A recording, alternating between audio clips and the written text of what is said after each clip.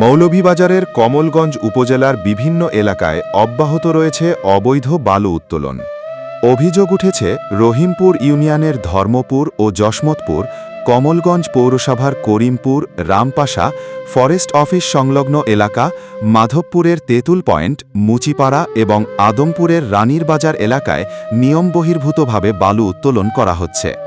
মাধবপুরের তেঁতুল পয়েন্ট এলাকায় সরেজমিনে গিয়ে দেখা যায় দুটি ড্রেজার মেশিন দিয়ে নদী থেকে বালু উত্তোলন করা হচ্ছে। সাংবাদিকদের উপস্থিতি টের পেয়ে সংশ্লিষ্টরা দ্রুত স্থান ত্যাগ করে।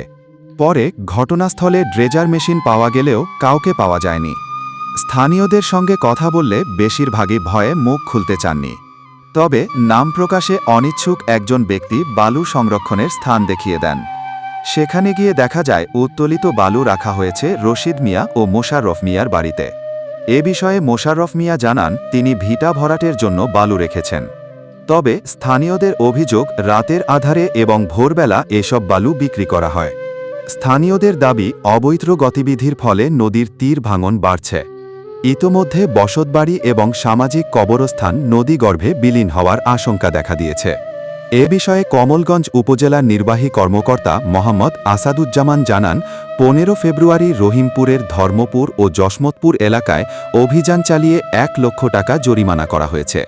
তিনি বলেন, অবৈধ বালু উত্তোলনের বিরুদ্ধে প্রশাসনের অভিযান অব্যাহত থাকবে।